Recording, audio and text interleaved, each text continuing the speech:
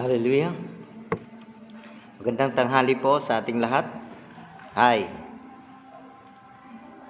Ako po si Pastor Lito Corbo po. Lingkod ng Panginoon na ibig magbahagi ng kanyang mga salita sa mga oras po na ito. Pinabati ko po kayo ng isang mapagpalang umaga sa lahat na makapanood at makapakinig ng pag-aaral na ito. Ito po ay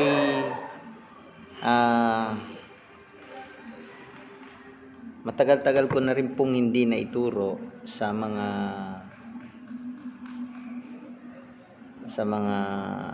member ng church. At dahil may panahon at lahat ay nasa home quarantine, ay ibig ko pong kunin yung pagkakataon, samantalahin yung pagkakataon na tayo po ay makapag-aral. At sa lahat ng mga makapanood nito ay naway mapagpala kayo ng ating pong pag-aaral ng salita ng ating Panginoon. Ito po ay four spiritual laws, no? 4 na tuntuning spiritual. Tayo po'y manalangin sumandali para tayo gabayan ng Diyos. Ama naming banal, makapangyarihang Diyos, sa oras po na ito ay idinudulog ko po ang pagtuturo, pag-aaral ng iyong salita ngayon. Hinihiling ko po na ikaw po ang magkaloob sa inyo pong lingkod ng karunungan at kaalaman upang maibahagi ang iyong salita sa lahat ng makapakinig nito. Binadalangin ko rin po na ipagpalain niyo po ang bawat isang makapanood nito at nawa ito ay magbigay sa kanila ng kalakasang espiritual, karagdagang kaalaman upang ito ay kanila pong maipamuhay, ma-practice po sa kanilang Christian living, O God. Maraming salamat po, pinagkakatiwala ko ang oras na ito sa iyo pong kalooban. In Jesus' name, Amen. So, okay. Unang tuntunin. Okay, ito. Kung papaanong may batas na pisikal na sinusunod ang daigdig, gayon din naman may mga tuntuning espiritual na may kinalaman sa inyong kaugnayan sa Diyos. Okay? Iniibig ka ng Diyos at siya ay may magandang plano sa iyong buhay. No? Mahal ka niya. At sana ay maramdaman mo at ma-appreciate mo yung love ng ating Panginoon. Okay. So, familiar kayo sa John chapter 3 verse 16, no? Sabi doon, sapagkat gayon na lamang ang pag-ibig ng Diyos sa sanlibutan, kaya ibinigay niya ang kanyang bugtong na anak upang ang sinumang sumampalataya sa kanya ay huwag mapahamak kundi magkaroon ng buhay na walang hanggan. Kung iisipin natin mabuti, kung bibigyan natin ito ng mas malalim o pagpapahalaga, kung pagbubulay-bulayan natin to, ibig sabihin ang Diyos ay mapagmahal, no? At yon, sa kanyang pagmamahal sa atin ay pangalawang makikita din natin dito, mapagbigay po siya. Ibinigay niya ang kanyang bugtong na anak. So, dapat maunawaan at maintindihan natin ito. Okay? Ito po ang maganda. Sabi dito, upang ang sinumang sa kanya'y sumampalataya ay huwag mapahamak. So, the best na gagawin lamang ng tao para hindi siya mapahamak ay sumampalataya. Okay? Sumampalataya. Kanino? Sa bugtong na anak ng Diyos. Okay? At ang magandang balita dito, pag sumampalataya ka, of course, magkaroon ka ng buhay na walang hanggan. Si Jesus ay napagtagumpayan niya ang spirit of death. Kaya nga nung linggo, He rose, no? He's risen from the dead. So, ibig sabihin mga kapatid ay kung manampalataya ka sa ating Panginoon, magkakaroon ka ng buhay na walang hanggan. Gusto mo ba? Okay. Gusto mo bang magkaroon ng buhay na walang hanggan? Ang buhay na walang hanggan ay nagmumula sa ating Panginoon. Okay. Dalawa po ang buhay na pwedeng piliin ng tao. Buhay na walang hanggan sa piling ng Diyos. At buhay na walang hanggan sa piling naman ng Diablo na si Satanas. No? Dalawa lang po ang destinasyon ng tao pagkatapos ng kanyang buhay dito sa ibabaw ng lupa. So, kung ayaw mong magkaroon ng buhay na walang hanggan sa piling ng Diyos, huwag mo lang tanggapin si Jesus. Tiyak, may buhay ka ring walang hanggan, kaya nga lang hiwalay sa piling ng Diyos. Separation. Separate ka doon. So, maraming mga taong pumupunta ron, sabi sa Biblia, kasi nga malawak daw ang daan patungo doon sa kapahamakan. Okay. Ang plano ng Diyos ay ganito.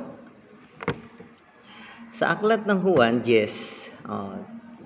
John chapter 10 verse 10 o 1:10, kabanata 10 talatang 10 ay ganito ang mababasa. Sabi dito, kaya lamang pumunta rito ang magnanakaw upang magnakaw, pumatay at magwasak. Ito yung isa. Ito yung maganda. Naparito ako, sabi ng Panginoon, naparito ako upang ang mga tupay magkaroon ng buhay, isang buhay na ganap at kasiyasiya. No? So, ang sabi ng ating Panginoon, sabi ng Panginoong Jesucristo, okay, ako'y naparito upang sila ay magkaroon ng buhay at magkaroon ng kasaganaan dito. Kasaganaan ito. So, kung papansinin natin, may dalawa doon. Yung isa, magnanakaw, no? Yung isa doon ay naparito siya upang magnakaw, magwasak. Tapos magnakaw, pumatay at magwasak. So yan lang yung gawain ng Diablo, si Satanas. Yan lang yung kanyang gawain. Iniiba-iba lang niya yan. No? Magwasak, magnakaw, pumatay. Yan lang yung kanyang talagang pamamaraan, yung tatlo na yan. So, dapat alam na ng tao. No? Malaman na ng tao na ang Diablong si Satanas naparito, hindi ka niya bibigyan ng buhay na ganap at kasiyasiya. So, lahat puro pahirap, pasakit, at yun, gusto kanyang bigyan ng buhay na hindi kanais-nais. Ikaw po ang mag-iisip. Pero ang magandang balita, si Jesus naparito, ang anak ng Diyos, ang bugtong na anak ng Diyos. Naparito, ang Diyos na nagkatawang tao, na namuhay sa piling ng mga tao. At ang pangarap niya, ang gusto niya ay magkaroon tayo ng buhay na ganap at kasiyasya. So yan ang gusto ng ating Diyos. Okay. Pero ang tanong, bakit ang karamihan ay hindi nakakaranas ng masaganang buhay? Bakit daw ganon? Hindi sila nakakaranas ng masaganang buhay. Kasi nga, ay pinili nila yun. No? So, ayan. Yun po yung unang batas. No? Unang batas na dapat maunawaan ng tao. Pumunta na tayo sa ikalawa. Okay. Ikalawang tuntunin. Okay? Ang tao ay makasalanan at hiwalay sa Diyos. Kaya hindi niya maaaring malaman at maranasan ang pag-ibig at plano ng Diyos sa kanyang buhay. Kasi nga, makasalanan. No? Ang tanong ng tao ay, di ba? Makasalanan ba ako? Yung iba hindi nila matanggap na sila'y makasalanan. No? Self-righteous. No? Wala kang magagawa sapagkat sinabi ng Roma 3:23. Ang sabi ay ganito, sapagkat ang lahat ay nagkasala nga at hindi nakakaabot sa kalwalhatian ng Diyos. Totoo po. All have sinned and fall short to the glory of God. Yun po yun. Okay? So, dapat tanggapin natin, maunawaan natin ito, ang turo na ito mula sa Roma 3:23. Huwag mong sabihin malinis ka. Huwag mong sabihin hindi ka nagkakasala. No. Lahat nga sabi. Okay? Kaya tayo ay nahiwalay. Dito, ang tao ay nilikha upang makasama ng Diyos. Subalit, ayaw niyang pasakop sa Diyos. Okay? Humihiwalay siya sa daan na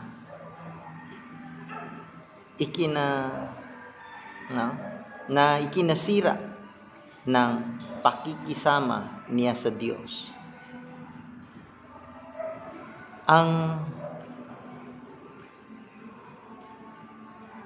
Ang katigasan nito o ang katigasang ito ng tao na nakilala sa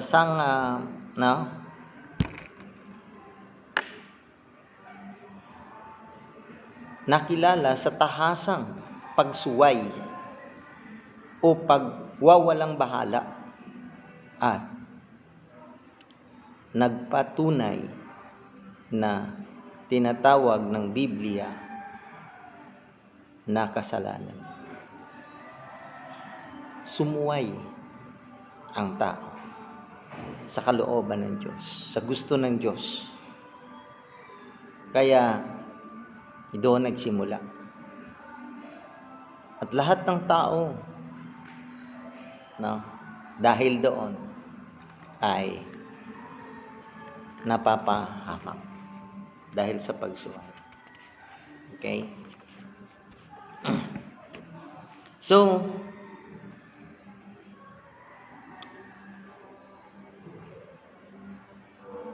halimbawa na lang, magbibigay ako ng picture or illustration. Illustration. Na ang Diyos ay banal at mayroon siyang lugar na kung saan ay pinili niya. No?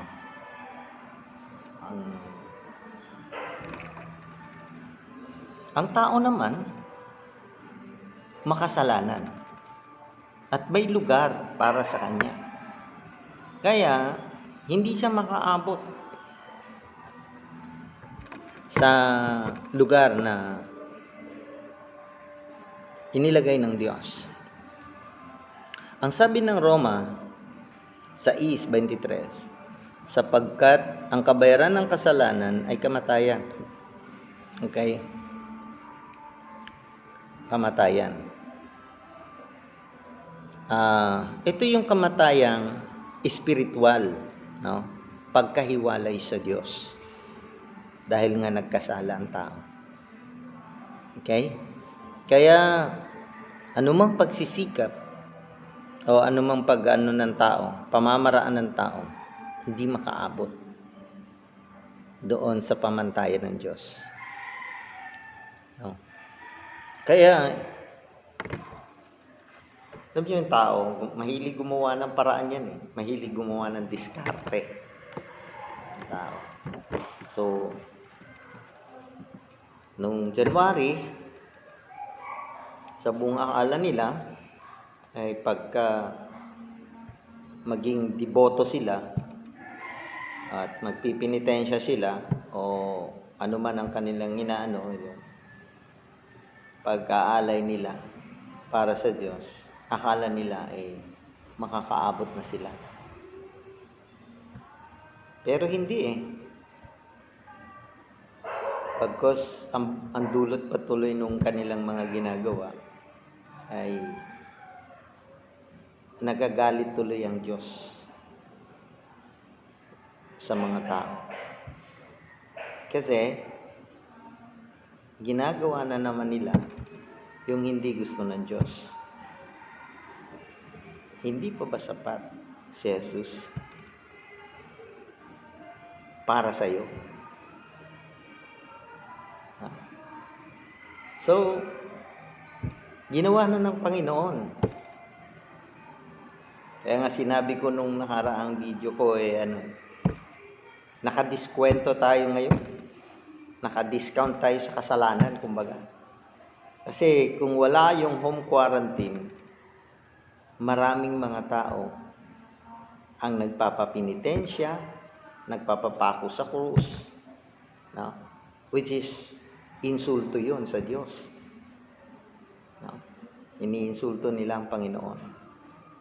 Dahil sa kanilang mga ginagawang effort, they are thinking tama sa paningin ng Diyos.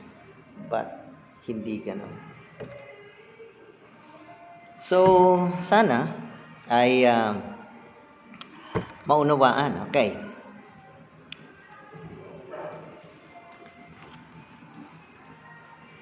Ikatatlo. Okay. Ito yung ikatlong tuntunin.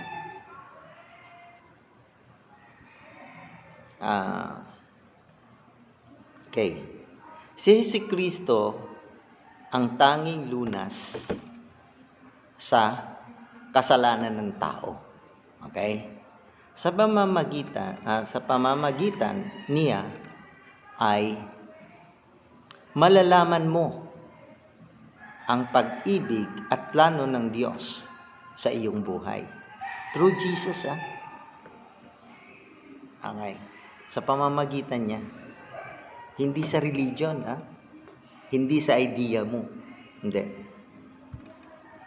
Hindi din dahil sa sobrang udunong mo, sobrang talino mo, o kaya sobrang lakas mo, o kaya makapangyarihan ka. No, hindi po yan. Gusto kong maunawaan natin itong ikatatlong batas, o alituntuning ito, na tanging si Jesus lang, okay, ang lunas. Wala nang ibang lunas. No? Siya lang. Siya lang yung nag-iisang provision para sa lahat ng taong nagkasala. Okay? So, ayan. Sinabi din ng Roma 5 verse 8, sabi doon, datapwat ipinagtatagubili ng Diyos ang kanyang pag-ibig sa atin na nang tayo'y mga makasalanan pa, si Kristo ay namatay dahil sa atin. Namatay si Jesus, pambayad sa kasalanan, di ba? Ang kabayaran ng kasalanan ay kamatayan. Ngunit ang kaloob ng Diyos sa pamamagitan ni Jesus ay buhay na walang hanggan. Yun po yun, no? So,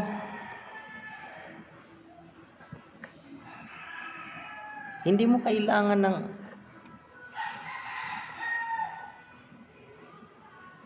kung ano-ano pa. Dapat ito yung tanggapin at paniwalaan.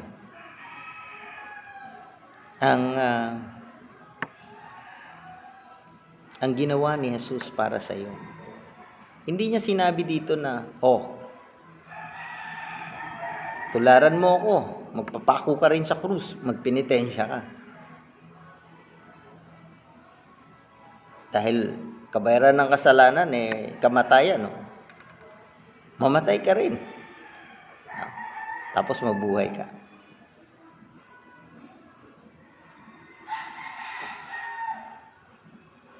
Dahil sa pagtanggap mo kay Jesus, sa pananampalataya mo sa Kanya, sapat na yun. Hindi mo na kailangan magpenitensya, magpapako sa krus. Sapat na yung ginawa niya. Kapag tinanggap mo si Jesus sa iyong puso, tanggap natin na tayo'y namamatay physically. Pero kung tayo ay may relasyon, kaugnayan sa Diyos, yon, kahit mamatay ang physical na ito, mayroon tayong buhay na walang hanggan. Okay? Nabuhay siyang muli. Si Jesus, nabuhay siyang muli. Hindi siya tulad ng mga ibang mga relihiyon na ang kanilang mga leader o kanilang pinapanampalatayanan ay nanatiling patay. Tayo, ang inaalok dito, tinuturo ko po sa inyo, huwag ho kayong magkaroon ng relihiyon, hindi magkaroon kayo ng relasyon sa Diyos. Okay? Sana maging malinaw. Okay, basahin ko po ang unang Korinto Kabanata 15, talata 5 hanggang 6. Okay. At ito po ay lagi na pong babasa rin ito. Si Kristo'y namatay dahil sa ating kasalanan. Okay? At siya ay inilibing at muling pinuhay ng ikatlong araw ayon sa mga kasulatan. At siya ay nagpakita kay Pedro,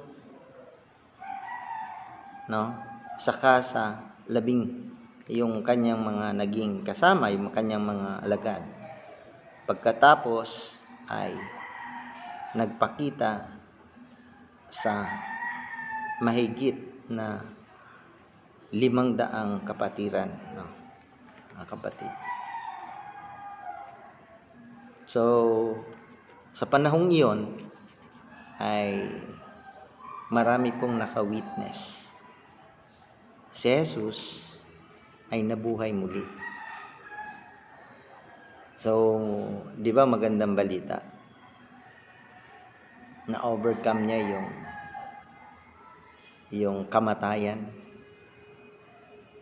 Hindi siya nanatiling patay. Yun din po ang aking pinaniniwalaan.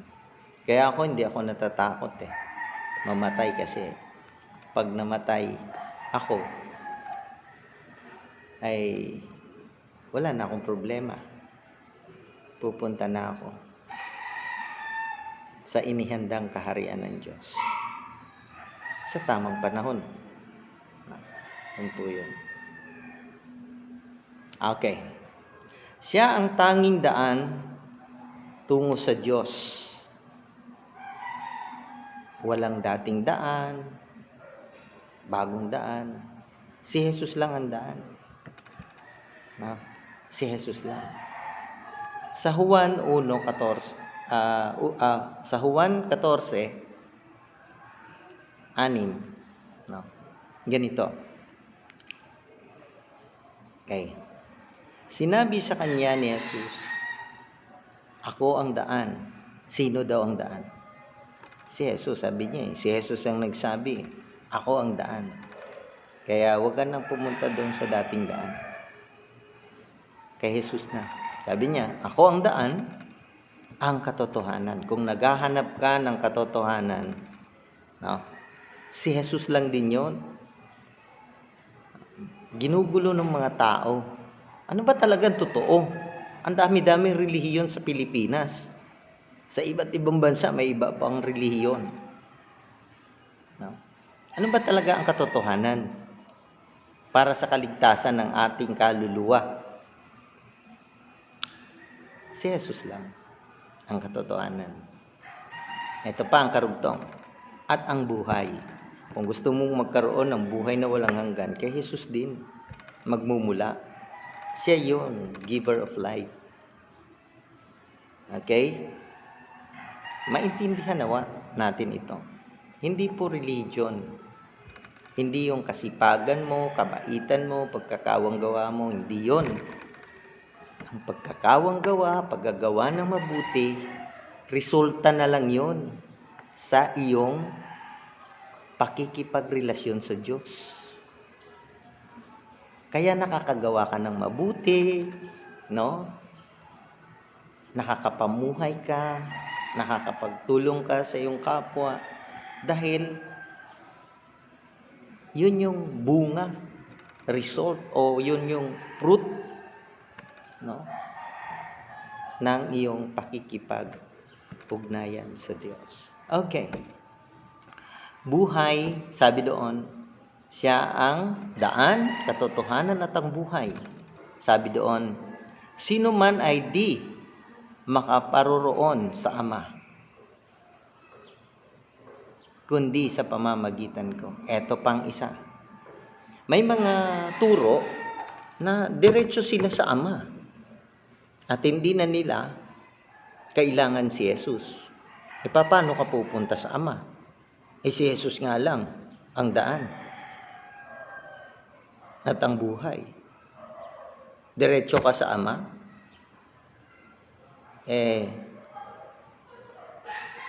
may problema doon. Kasi ang kapangyarihan, authority, ibinigay lahat kay Jesus. No? Para sa kaligtasan ng tao, Oo. Binigay ng Ama kay Jesus ang authority, no? Kapamahalaan para sa kaligtasan ng tao. Yun po, ang Ama ang tatanggap sa atin na tayo'y anak niya. Pero sa kaligtasan, si Jesus lang. May mga ibang mga tao, iba yung iba yung kaisipan patungkol dyan. Okay? So sana maunawaan ninyo ito. Okay? Kaya, eto. Isang picture. Unang Pasko. Unang Pasko. pagtingin ng Diyos sa kanyang nilikhang mga tao ay isa ang kanyang kinasiyahan na babae. Ito'y tinatawag na si Mary. At dahil sa paningin ng Diyos, siya ay karapat-dapat pumasok ang Espiritu Santo sa kanyang sinapupunan at ito ay nabuo. At siya ay iniluwal. At naging tao. Walang iba kundi si Jesucristo. So, kung inyong papansinin, ang Holy Spirit pumasok sa isang vessel, isang lalagyan lupa, katawang lupa. Ito ay si Mary. At that time, si Mary ay birhen. Ibig sabihin, yung virgin na babae, wala pa siyang katalik o wala pang ano. So yun, pumasok ang Espiritu Santo, yung Diyos nagkatawang tao. Yan po yun. So sana maunawaan din natin ito. Maunawaan ninyo yun. Hindi sapat na malaman lamang ang tatlong tuntuning ito. Hindi sapat po yun. Kailangan ay malaman ang pang-apat din. Okay. Balikan ko muna bago ako mag-proceed doon sa ika-apat na tuntunin. No? Una, gusto ko lang i-review kayo. Ano yung unang tuntunin? Ano yung unang batas? First law. Ang una ay ano? Okay. God loves you and offer a wonderful plan for your life. No? Iniibig ka ng Diyos at siya'y may magandang plano sa iyong buhay. Yan yung unang batas. Ikalawa,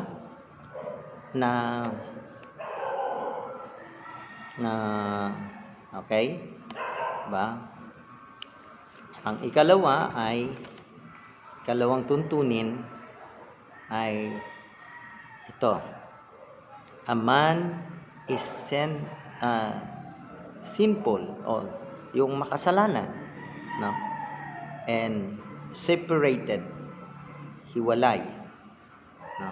Separated from God, no?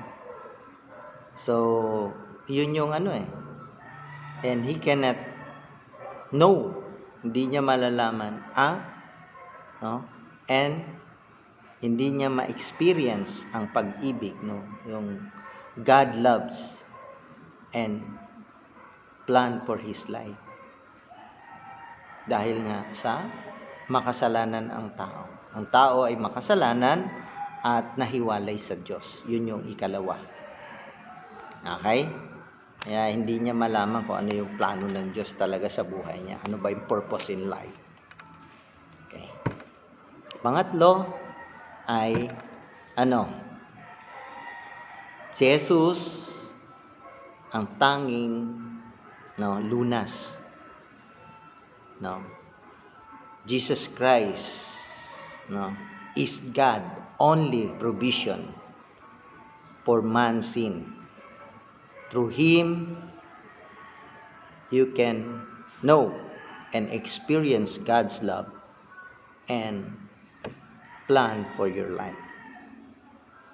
So, yan yung tatlong batas, no? Ikatatlong batas, tanging at si Jesus lang ang lunas. Okay? Dito na tayo sa pang-apat.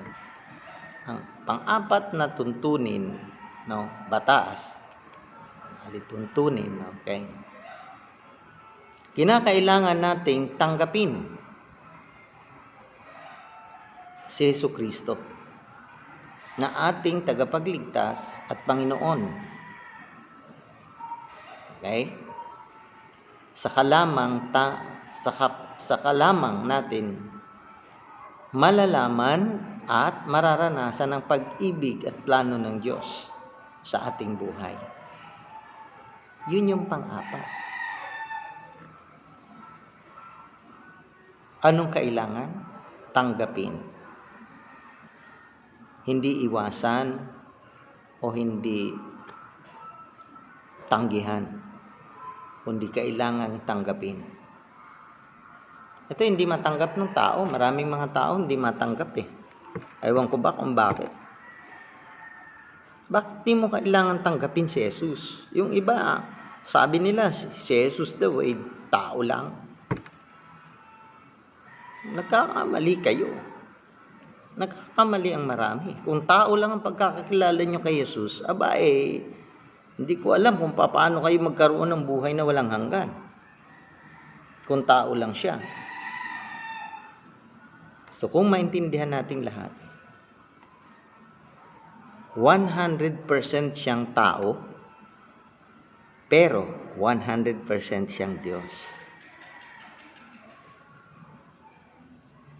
Kaya, kailangan mong maunawaan at tanggapin ang katotohanan ito. Dahil kung hindi mo matanggap ang katotohanan ito, nasa hopeless situation ka, kapatid. Kung ayaw mo talagang tanggapin si Jesus, wala na akong magagawa sa iyo. Kasi wala naman talaga akong magagawa sa iyo, si Jesus lang naman talaga. Ang trabaho ko lang naman ay ibahagi ang katotohanan ito based on the Bible. Nakabase sa banal na kasulatan. Pero kung hindi ka rin maniniwala sa akin, okay lang naman sa akin. Pero gusto kong maunawaan mo, maintindihan mo, ang Diyos ay gumagamit ng tao para sa kaligtasan ng mga tao. Diba? Gusto kong maintindihan natin lahat yan. Okay? Kapag tinanggap mo si Jesus, kapatid, kapag tinanggap mo si Jesus, si Jesucristo sa iyong buhay, hindi mo tinanggap ang relihiyon. Hindi mo tinanggap ang relihiyon. Magkakaroon ka ng relasyon sa Kanya. Okay? At doon magsisimula ang iyong spiritual na buhay. Hindi yung nagkaroon. Yung ibang mga tao, lalo na dito sa paligid namin, sabi nila, magbabago ako na relihiyon. Sabi nila. Sabi ko, kahit na nasa iyo na lahat ng relihiyon kung wala ka relasyon sa Diyos,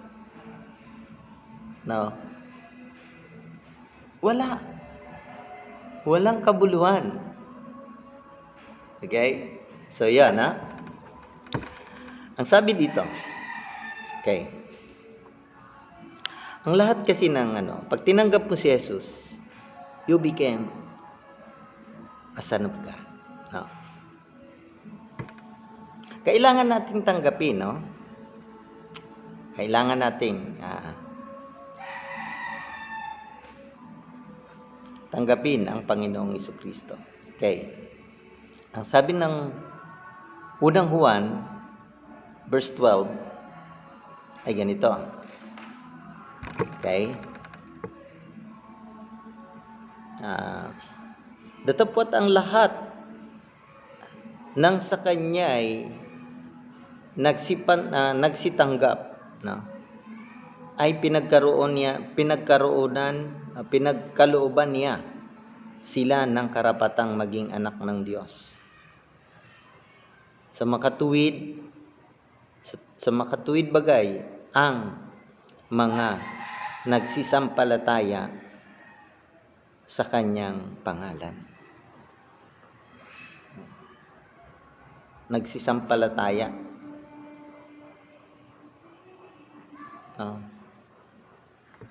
So, mga kapatid, kapag tinanggap mo si Jesus bilang iyong Panginoon at tagapagligtas, ikaw ay magiging anak ng Diyos. Okay? At ngayon, ayan, diba sinabi ko nung mga naturo ko noon na lalo na yung tinuro ni Jesus sa panalangin. Ayan. Kasi, pag tinanggap mo si Jesus bilang iyong Panginoon at tagapagligtas, magiging anak ka ng Diyos. At pag ikaw ay nagiging anak ng Diyos, you can call Him Father, Ama. Kaya yung turo ni Jesus sa pananalangin, ganito kayong manalangin, Ama naming nasa langit, sambahin nawa ang pangalan mo. Dito, binanggit din dito, ang sumasampalataya. Yeah. Sa makatuwid bagay, ang mga nagsisampalataya sa kanyang pangalan. Dito mo yun. Sa pangalan lang, manampalataya ka lang sa pangalan ni Jesus. Yan. Kasi hindi mo naman nakita si Jesus sa panahon natin ngayon. So, anong dapat gawin? Sumampalataya ka na si Jesus, He is the only Son of God. No, He is the way, the truth, and the life. No one comes to the Father except through Him. Yan yung sinasabi. So, ayan, no? Pag kailangan mong tanggapin si Jesus, kaya doon nagsisimula yung prayer. Alam mo yung susunod na ituturo ko, kahalagahan ng salita ng Diyos. Yun. Kasi naituro ko na yung prayer. Pero yung prayer kasi, ginawa ko lang po yung medyo mababaw lang siya. Hindi ko siya dinig, no? Hindi pa hinukay yung kahalagahan ng prayer. Bakit tayo nakikipag-pray, ganun. Nabigyan ko ng pahapyaw. Pero, kung inyo pong i-develop yon by the leading of the Holy Spirit through you, ay maunawaan mo rin. Okay? Bilisan na natin. Okay. Ang pagtanggap kay Kristo ay sa pamamagitan ng pananampalataya. Sa Ephesians chapter 2 verse 8. Sabi dito, sapagkat sa biyaya kayo nangaligtas sa pamamagitan ng pananampalataya, at ito'y hindi sa inyong sarili. Ito'y kaloob ng Diyos, hindi sa pamamagitan ng inyong gawa. No?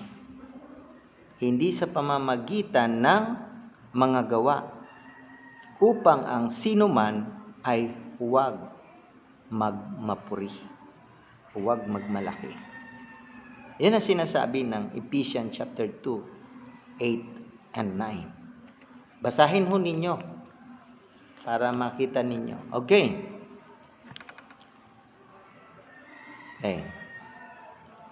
Ang pagtanggap kay Kristo ay sa pamamagitan ng pananampalatayang personal. Okay. Ito po. Sa pahayag, sa Apokalipsis, sa Revelation, ay ganito. Si Kristo ang nagsalita nito, sabi dito. Narito ako'y nakatayo sa pintuan at tumutuktok.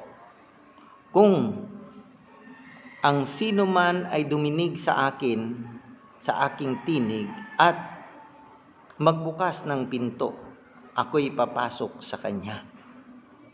Yan.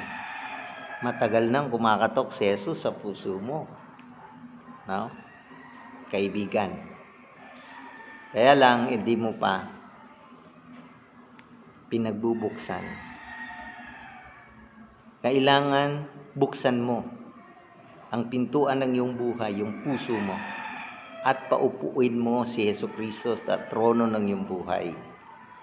Ayan, para hindi na ikaw ang hari ng buhay mo, kundi si Jesucristo na.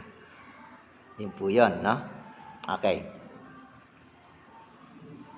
Ang pagtanggap kay Kristo ay nangangailangan ng pagbabalikoob sa Diyos. Yan yung pagsisisi. At pagtitiwala kay Kristo na papasok sa ating buhay. Okay?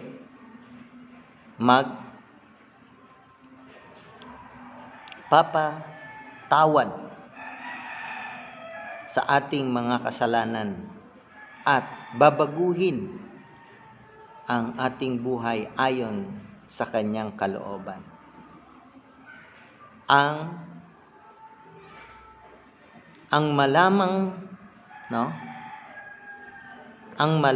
lamang o sumang-ayon na si Jesucristo ay anak ng Diyos, ay siya'y namatay sa krus para sa mga kasalanan at hindi sapat. Hindi rin sapat ang magkaroon lamang ng emotional na karanasan. Ang pagtanggap kay Jesucristo ay sa pamamagitan ng pananampalataya, no? Sa pananampalataya, isang kapasyahan ng kalooban. Yung mag-decision ka. So yun, kailangan ay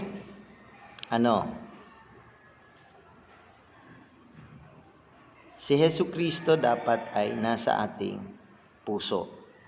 Buhay na pinaghaharian ni Kristo. Si Kristo na nasa buhay mo, no, na nakaupo na sa trono natin. So mahalaga 'yon. Dati kasi tayo yung nakaupo doon. Okay. Sa pamamagitan ng pananampalataya, maaari mong tanggapin si Kristo. Ngayon din sa panalangin ito. Ito lagi kong binabanggit sa church, kahit saan man ako napunta, mag-share ng tao, lagi kong binabanggit yan. Okay.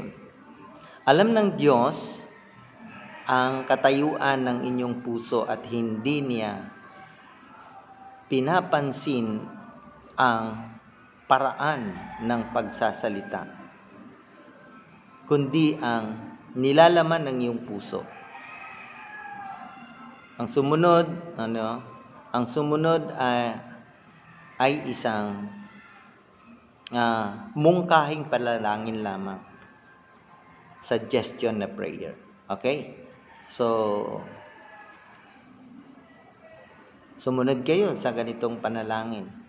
Pikit po ninyo ang inyong mga mata. Sara niyo po ang inyong mga paningin. At yumuko po kayo at banggitin ang mga katagang ito. Panginoong Hesus, kailangan kita. Salamat sa pagkamatay mo sa krus para sa aking mga kasalanan. Binubuksan ko ang aking puso at tinatanggap kita bilang aking tagapagligtas at Panginoon. Salamat po sa pagpapatawad mo sa aking mga kasalanan. Ikaw na po ang maghari sa trono ng aking buhay. Gawin mo po akong isang taong namumuhay ayon sa iyong kalooban. sa pangalan ni Jesus. Amen. Kung sinunod po ninyo ang panalangin iyon, at kayo po ay binago ng Diyos, welcome to the family of God. Okay? Kung ngayon nga, okay. Kung gayon nga, idinalangin ito ng ngayon din, at si Kristo ay papasok sa iyong buhay tulad ng kanyang ipinangako, yan, magiging ano po tayo, no? Okay. Paano malalaman na si Kristo ay nasa ating buhay? Okay. Una, tinanggap mo si Kristo sa iyong buhay, sang-ayon ka sa kanyang pangako sa Pahayag 3:20, yung Revelation 3:20. Okay? Nasaan na si Kristo ngayon? Dapat nasa puso mo na, ha? Okay? Tinanggap mo siya ay nakaupo sa puso mo, sa buhay mo, sa trono ng buhay. Sinabi ni Kristo na papasok sa iyong buhay. Magsisimula ba sa iyo? Papaano mo malalaman na sinagot ng Diyos ang iyong panalangin? Okay. Based on my experience, pumasok si Jesucristo sa aking puso. Lahat ng nagawa kong kasalanan, mga mali kong gawain, pinatawad ako lahat.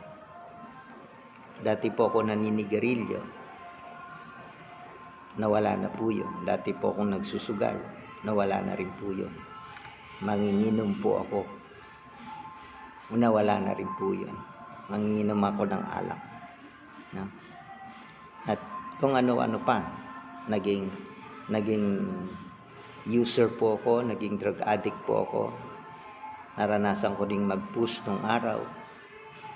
Pero ang lahat na yun, binago ako ng Diyos on the spot. Kailan? August 24, 1984. Yun po ang aking spiritual birth. Lagi kong binabanggit yan sa lahat ng mga taong nakakausap ko. So, dalawa po ang aking kapanganakan. Isang kapanganakang physical at isang kapanganakang spiritual. Yun po yung born again experience. So, binago po ako ng Diyos. Okay. Ito na. Ipinangako ng Biblia ang buhay na walang hanggan sa lahat ng tatanggap kay Kristo. Unang Juan 5, 11 hanggang sa 13. Ito po'y mababasa. At ito ang patotoo na tayo'y binigyan ng Diyos ng buhay na walang hanggan, at ang buhay na ito ay nasa kanyang anak. Okay. Ang kinaroroonan ng anak ay kinaroroonan ng buhay. Gayon din, ang hindi kinaroroonan ng anak ay hindi kinaroroonan ng buhay. Ang mga bagay na ito ay isinulat ko sa inyo upang inyong malaman na kayo'y mayroong buhay na walang hanggan. Imagine ninyo yun. Panghawakan ninyo yun. Okay. Ito pa yung sumunod. Okay. Pasalamatan mong lagi ang Diyos na si Kristo. Nasa iyong buhay at hindi kanya iiwan. Hebreo 13:5. Okay? Malaman mo sa pamamagitan ng kanyang pangako na si Kristo'y nananahan sa iyo at ikaw ay may buhay na walang hanggan mula nang siya'y papasukin mo sa iyong buhay. Hindi kanya dadayain. Ayan. Pag pumasok na sa iyo ang Holy Spirit, you are become a temple of God. Ikaw ay tunay na pinananahanan ni Kristo. Sa ibang salita, Iglesia ni Kristo. Ang Iglesia ni Kristo ay pinananahanan ng Espiritu ni Kristo sa puso. Hindi yung tulisan, hindi yung religion, hindi. Hindi po yun. Okay? Okay. Ito na, patuloy na natin.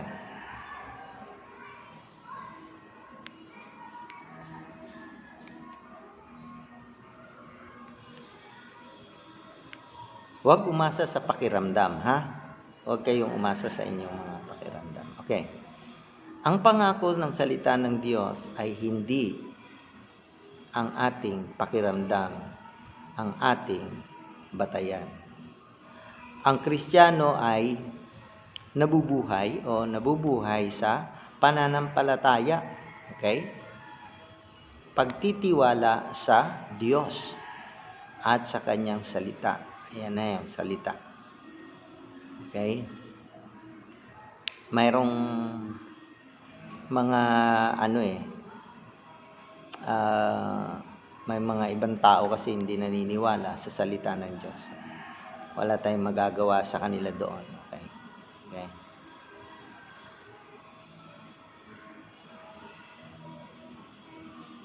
Maganda, okay? Malagang ang Diyos, ang kanyang salita ay ating panampalatayanan at ang ating pagtitiwala sa kanya at sa Biblia. Okay? Hindi sa ating pakiramdam. Okay? Kundi sa Panginoong Jesucristo. Tayo lamang ay mga sisidlan lamang. Vessel. Okay? Kumbaga sa isang sasakyan tayo ay kailangan natin ng gasolina para umandar.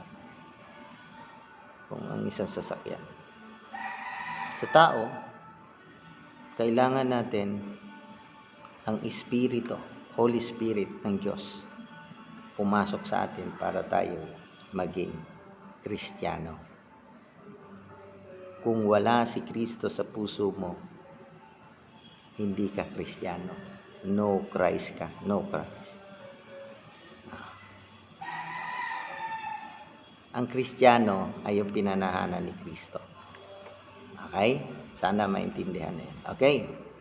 Ngayon, tinanggap mo na si Kristo. Sa sandaling tinanggap mo si Kristo, sa pamamagitan ng pananampalataya, maraming bagay ang mangyayari kasama ang mga pagsunod. Una,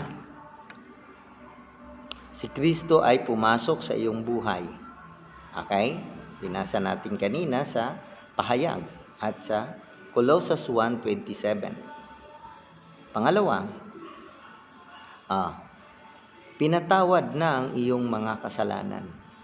Colossians 1:14 at Colossians chapter 2 verse 13. Colossians. Okay? Ikatatlo, ikaw ay naging anak ng Diyos. John 1:12. Ang lahat ng tumanggap at tanalig sa Kanya ay binigyan ng karapatang maging anak ng Diyos. Pang-apat, ikaw ay nagkaroon ng buhay na walang hanggan. John 5:24. At ang pangatlo, okay, nagsimula ka ng buhay sang-ayon sa kalooban ng Diyos. John 10:10, 2 Corinthians 5:17, and unang Colossians,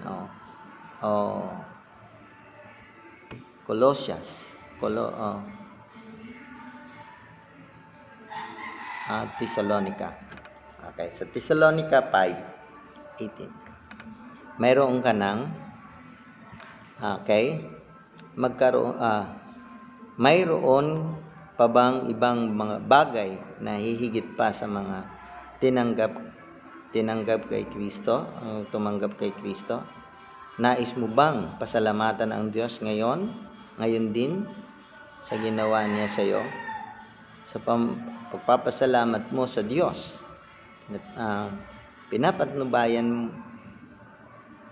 patnubayan mo ang iyong pananampalataya. Pinatutunayan mong iyong pananampalataya. Okay.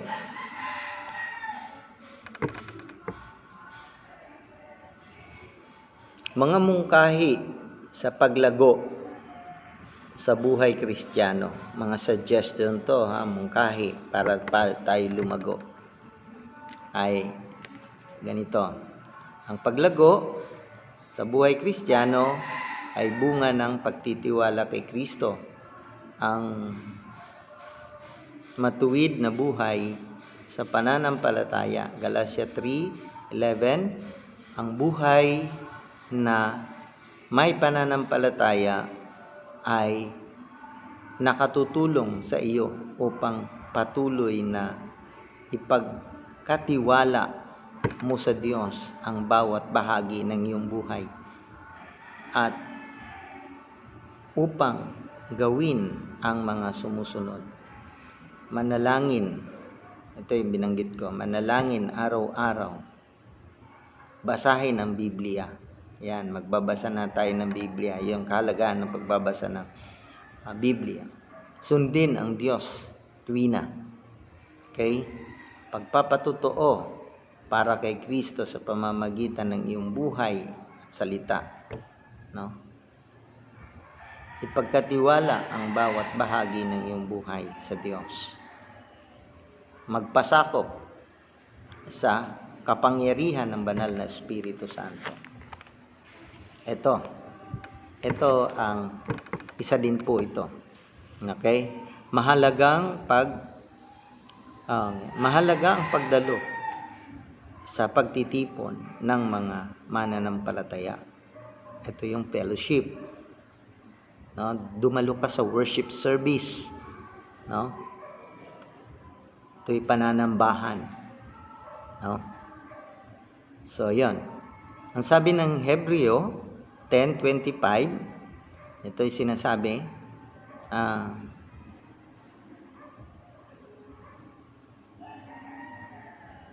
sinasabihan tayo na huwag kaligtaan ang pagdalo sa ating mga pagtitipon yan. Maningas ang apoy kapag tatabi ang maraming kahoy.